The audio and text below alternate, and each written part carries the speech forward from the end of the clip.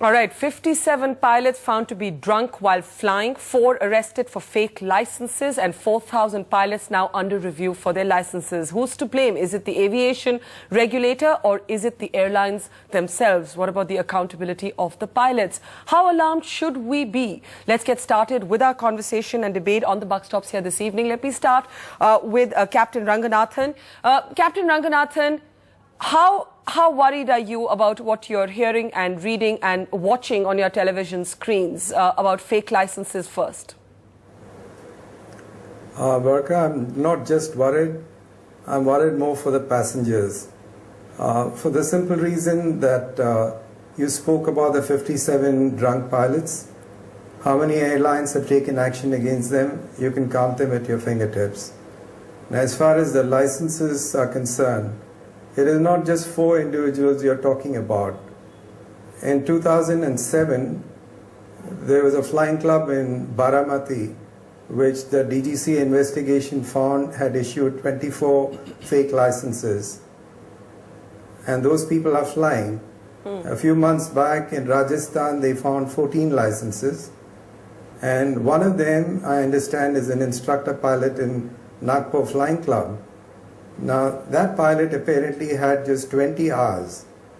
Now, at 20 hours, you can barely learn to land a Cessna. And the person from DGCA who did the inspection for instructorship. Captain Gopinath, we've had complaints about the airlines and their accountability on two scores. One, when Captain Ranganathan brought up the example of pilots found to be drunk on the job, but not enough action taken by the airlines against them, and not immediate or not urgent action. And secondly, the point being made here by the former DGCA that it's also for the airlines to vet the mark sheets that they forward. Your take, sir.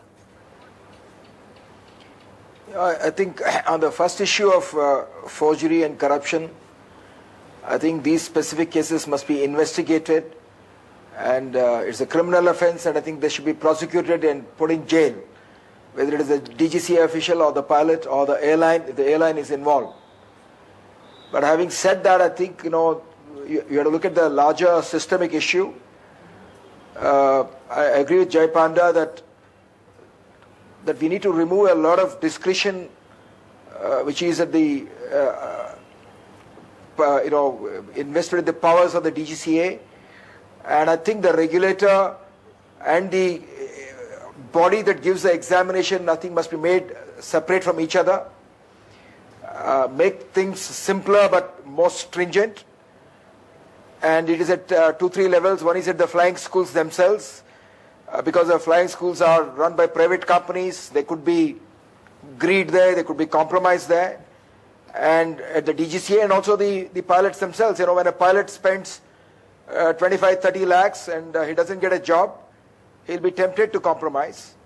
And so all institutions involved, including the airline, must show responsibility here. And I think this can only happen by bringing a complete overhaul of the system by bringing about systemic changes. But Captain Gopinath, do you accept that the airlines are also culpable? Do you accept that the airlines are also culpable in this mess? Absolutely. I mean, in the sense that, like in any company, like in your own company, if you find some journalist misbehaving, you have to take action against the journalist. Similarly, if you find that the pilot is indisciplined, or it's a question of safety, life and death, there can't be any compromise. Okay. He must be dismissed from service, without any qualms. And yet we find... But of course... Yeah, sir, coming back to you, yet we find, Jay, that at least when it comes to drunk pilots, for example, only 11 were acted against in the 57 that were found to be drunk. Barka, we must recognize that the Indian aviation industry has had humongous growth in the last few years. There's a terrible shortage of pilots. And I think airlines have this dilemma that if they start being strict, then they will have their rosters will not be full and flights will start getting affected. But think about us flying. Yes, so there should be zero tolerance for these things. And the old saying goes, you can't clap with one hand. There has to be collusion. Now, as I said, the DGCA has a lot of good people, but it's become a huge bureaucracy, and when you have a huge bureaucracy, there is rent seeking. So there must be collusion at some level. Within the airlines also there must be collusion, and there must be action taken against those people, which is what the whole panel is agreeing with. But we must also recognize that if we do not tackle the fundamental problem, we just talk about the symptoms, then this problem will reoccur after a few months or a few years, which is that the supply of pilots can only improve if you streamline the system. But can I ask you, do you believe that drunk pilots should be dismissed from service or suspended? Well, I believe that the law must be implemented. Drunk pilots have no business flying.